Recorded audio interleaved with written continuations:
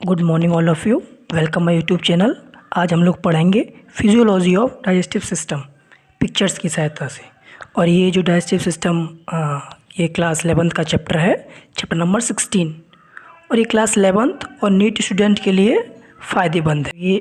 ये है हमारा एलिमेंट्री कैनाल का डायग्राम, जो कि माउथ से लेके एनस तक दिखाया गया है इसमें। अब बाकी जैसे आगे पढ़ेंगे वैसे वैसे एलिमेंट्री कैनाल के हम जो भी पार्ट्स हैं उन्हें देखेंगे। तो बायोलॉजी में जो चैप्टर नंबर 16 है, डाइजेशन है एब्जॉर्प्शन, तो इसमें पहले लिखी हुई है food is one of the basic requirements of all living organism. यानी जो खाना, फूड एक ऐसी चीज़ है जो हर एक लिविंग ऑर्गेनिज्म, छोटे से छोटे ऑर्गेनिज्म के लिए ज़रूरी है। तो major components of our food are fats, protein, vitamins, minerals, carbohydrate etc। Major components of our food are, जैसे कि हमने आगे ये चारों जो चित्र में दिखाए गए हैं वो हमारे फूड के कंपोनेंट्स हैं। Vitamins and minerals also required, ज़रूरी हैं विटामिन्स एंड मिनरल्स लेकिन स्मॉल क्वांटिटीज़ में।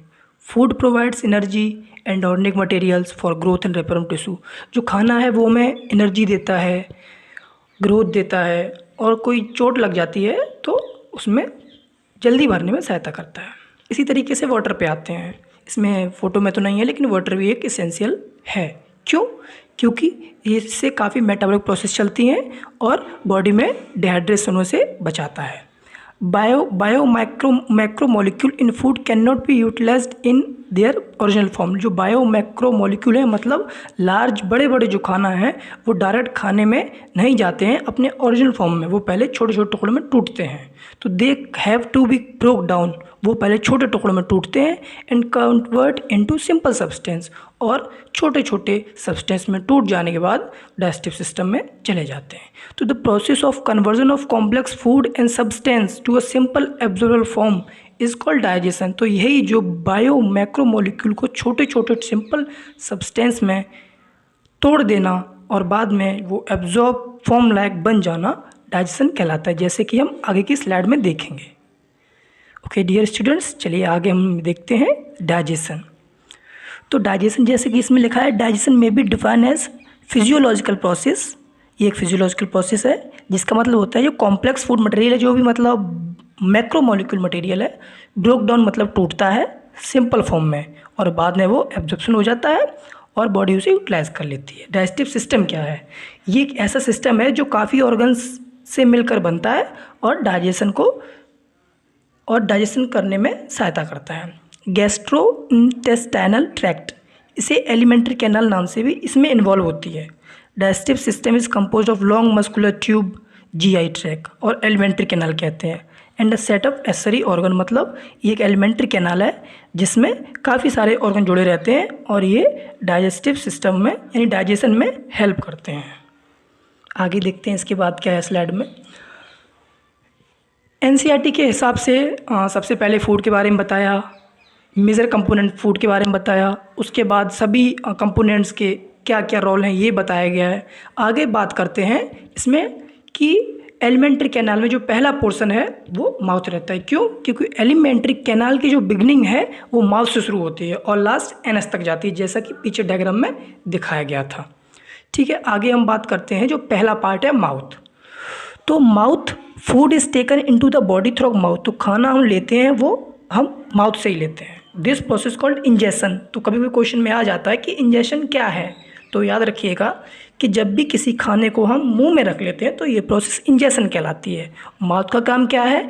ये जो भी खाना आया है उसको छोटे छोटे टुकड़ों में तोड़ देता है।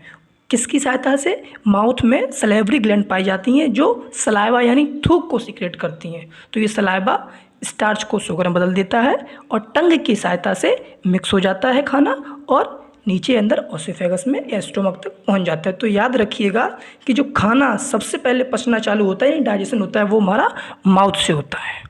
अब आते हैं एनसीईआरटी की लाइन पे।